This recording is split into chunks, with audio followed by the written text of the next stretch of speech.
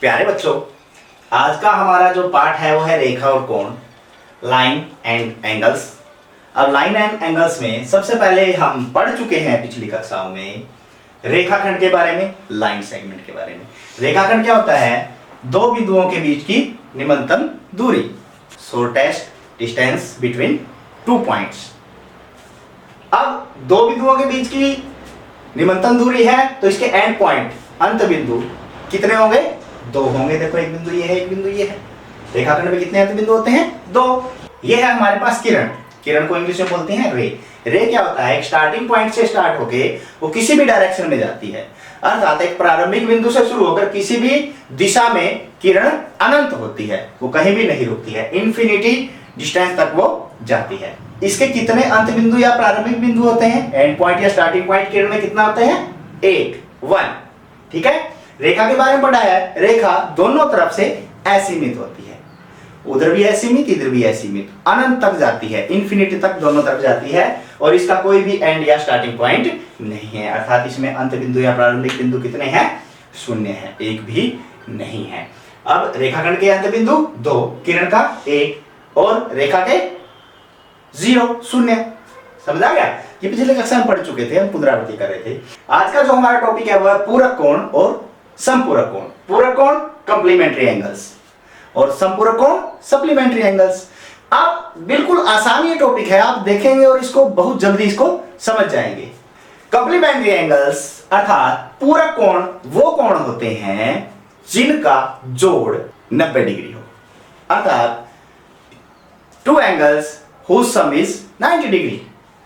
यदि मैं लूं 70 डिग्री है, इसका पूरक कोण बताएं कितने डिग्री का होगा? दो कोण है पूरक कोण, एक कोण 70 डिग्री है और मैंने बताया कि इनका जोड़ क्या होना चाहिए? 90 डिग्री होना चाहिए। तो आपको पता है कि 70 में कितने जोड़ने से 90 बन जाएगा?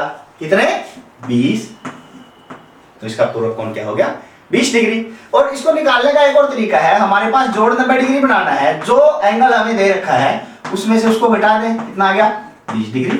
90 में से घटा दे, सीधा पूरक कोण हम ज्ञात कर सकते हैं। समझ में आ गया?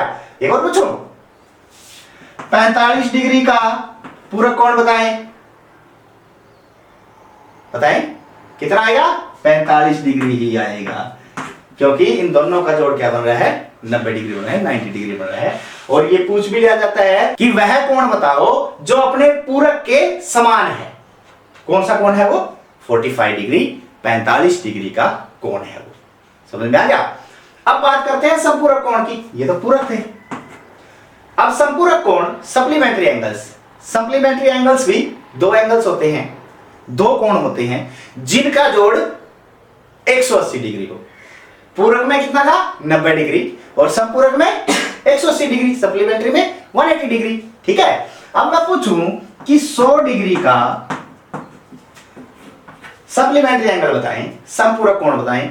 जोड़ 180 आना चाहिए, तो हमारे पास क्या आ जाएगा? 80 डिग्री। सीधी सी बात है, 100 और 80 कितना होते हैं? 180। अब इसको निकालने का तरीका जैसे हमने पूरक में निकाला था, जोड़ 90 बन रहा था, जो कोण दे दिया उसमें से घटा देंगे। अब जो कोण हमें दे के आप किसमें से घटाएंगे? 180 डिग्री में से उसको हम घटा देंगे। हमारे पास कितना आ गया? 80 डिग्री आ गया। समझ आया? अब मैं एक और कोण दे रहा हूं, आपको बताना है कि इसका संपूरक कोण कितने डिग्री का होगा। 75 डिग्री मैंने ले लिया, फटाफट बताएं। 180 में से घटाएं, बस 180 में से घटाएंगे, हमारे पास कितना बच जाएगा? 105 डिग्री का संपूरक कोण बन जाएगा। एक और पूछो जल्दी जल्दी। 90 डिग्री का बताओ भाई, 90 डिग्री का संपूरक कोण। 180 में से घटा दो, 90 कितना बच गया? 90 डिग्री। अब ये देखो, एक और चीज हमारे पास आ गया। ये जैसे पूरक में बताया गया था कि वो कोण बताएं जो अपने पूरक के समान है, वो कितना था? 45 डिग्री, 45 डिग्री। और यदि ये आ जाए, वो कोण बताएं जो अपने संपूरक के समान है। अब संपूरक के समान कितने डिग्री है? 90 डिग्री के बनेंगे वो, क्योंकि इनका जोड़ 180 बन रहा है। तो हमारे पास आंसर क्या आ जाएगा? 90 डिग्री, 90 डिग्री। तो आशा है कि ये पूरक कोण और संपूरक कोण आपको समझ में आ गए होंगे। अब ये प्रश्न कीजिए और अपने अध्यापकों को दिखाइए।